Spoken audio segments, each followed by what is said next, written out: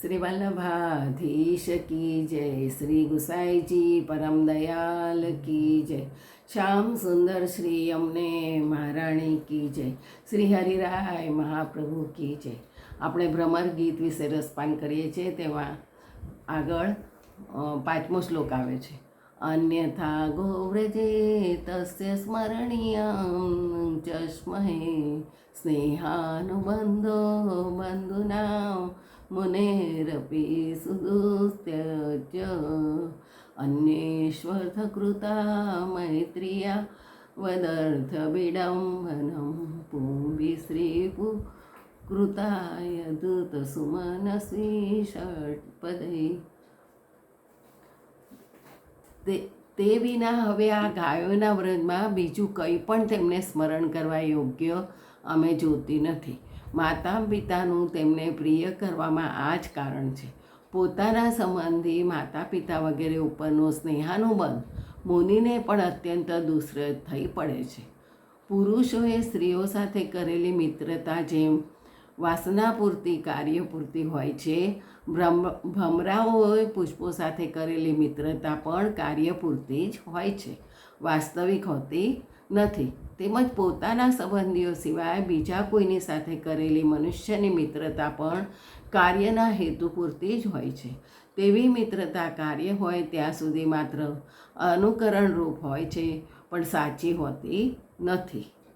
નિસ્વત્યજંતી ગણિકા કલ્પમ નૃપતિ પ્રજા અધિત વિજ્ઞાચાર્યમુદ્વિજો દક્ષિણે ખગાવિત ફલમ વૃક્ષમ ભુક્ત્વા યાતિ થયો ગૃહમ તદ્ધમ મૃગાસ્તથારણ્યો જારો ભુક્ત્યા રતા સ્ત્રિયમ। જેમ નિર્ધન પુરુષોનો વેશ્યાઓ ત્યાગ કરે છે, પ્રજાઓ અસમર્થ રાજાનો ત્યાગ કરે છે, વિદ્યાભ્યાસ કરી ચૂકેલા વિદ્યાર્થીઓ પોતાના ગુરુનો ત્યાગ કરે છે, બ્રાહ્મણો દક્ષિણાલય યજમાનનો ત્યાગ કરે છે, પક્ષીઓ ફલરહિત વૃક્ષને તગે છે, અતિથિઓ ભોજન કરી ઘરનો ત્યાગ કરે છે, મૃગલાઓ બળેલા જંગલોને ત્યાગે છે, તેમજ જાર પુરુષ પ્રેમવાળી સ્ત્રીને ભોગવીને તેનો ત્યાગ કરી દે છે। ઇતિ ગોપ્યા હિ ગોવિંદે ગતવાક્યાય માનસા કૃષ્ણદૂતે વ્રજમ યાતે ઉદ્ધવે ત્યક્તલૌકિકાઃ ગાયન્ત્યમ પ્રિયકર્માણિ રુદ્રંત્યક્ષગત હરેય તસ્ય સંસ્મૃત્યમ યાની કેશર બાલ્યો કંચી મધુકરમ દૃષ્ટ્વા ધાયંતી કૃષ્ણ સંગમમ પ્રિયસ્થપ્રસ્થાપિતમ દૂતમ કલ્પયિતે દમ બ્રવીત। શ્રી સુખદેવજી બોલ્યા, એ પ્રમાણે કૃષ્ણના દૂત ઉદ્ધવજી વ્રજમાં ગયા ત્યારે જેઓના વચન શરીર તથા મન શ્રી કૃષ્ણમાં જ લાગ્યા હતા એવી ગોપીઓ લોક વ્યવહારનો ત્યાગ કરી ઉદ્ધવજીને પૂછવા લાગી અને પોતાના પ્રિય શ્રી કૃષ્ણના કિશોર તથા બાલ્યાવસ્થાના કર્મોનું સ્મરણ કરી ગાવા લાગી, લજ્જારહિત થઈ રડવા લાગી। એક કૃષ્ણના સમાગમનું ધ્યાન કરતી ગોપીજને તે જ સમયે જોયું કે પાસે જ એક ભ્રમરો ગણગણ કરી રહ્યો છે। તેમણે માન્યું કે હું રિસાઈ છું એમ સમજી શ્રી કૃષ્ણ મને મનાવવા માટે દૂત મોકલ્યા છે। એ ગોપીજન ભ્રમરને આ પ્રમાણે કહેવા લાગ્યા। શ્લોક 12-21 સુધીમાં ગોપીજનોએ ભ્રમરને ઉદ્દેશી ઉદ્ધવજી આગળ દર્શાવેલ વિરહ વ્યથાના ગીતને ભ્રમર ગીત કહેવામાં આવે છે। એમાં કહેવું ભ્રમરને અને ઉદ્ધવને એમ બંનેને લાગુ પડે છે। ભાગવતના સ્કંદ 10માં 47 શ્લોક 12-21 સુધીમાં ગોપીજનોએ ભ્રમરોને ઉદ્દેશીને ઉદ્ધવજી આગળ દર્શાવેલા વિરહ વ્યથાના આ ગીતને ભ્રમર ગીત કહેવામાં આવે છે।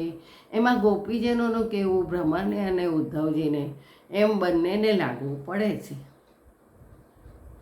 મધુપકિત બંધવો માસ પુરુષાર્થી સપત્ન્યાઃ કુચવિલલિત માલા કુંકુમસ્મ શ્રુભીર્નઃ વહતુ મધુપતિસ્ત માનિનીન પ્રસાદમ યદુ સદસી વિડમ્ય યસ્ય દૂતસ્ત્વ મીદૃકમ।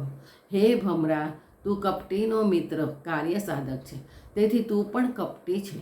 શૌક્યના વક્ષસ્થળના સ્પર્શથી વનમાળા ચોળાયેલી છે, તેનું પીળું કેસર તારી દાઢી મૂછો ઉપર પણ લાગેલું છે. તેવો તું અમારા ચરણનો સ્પર્શ ન કર. ખોટા પ્રણામ વંદન કરી અમારા પ્રત્યે વિનય બતાવીશ નહીં. તું પોતે પણ કોઈ પુષ્પ પ્રત્યે પ્રેમ કરતો નથી, પણ આમ તેમ ઉડ્યા કરે છે. તારા સ્વામી જેવો તું છે. મટીને મધુપતિ બનેલા શ્રી કૃષ્ણ મથુરા નગરીની માનુનીઓને ભલે મનાવ્યા કરે, તેને તે કુમકુમ પ્રસાદ જે યદુવંશીઓની સભામાં જરૂર ઉપહાસ કરવા યોગ્ય છે, તેને પોતાની જ પાસે રાખે. જેનો તું દૂત થઈને આવ્યો છે, અથવા તારી મારફતે તેને અહીં મોકલવાની જરૂર નથી. તું અમને છેતરવા આવે છે, પરંતુ અમે તને ઓળખી ગયા છીએ, તેથી અમો છેતરાય તેમ નથી. બીજું આવતીકાલે. જય જય શ્રી ગોખલેશ.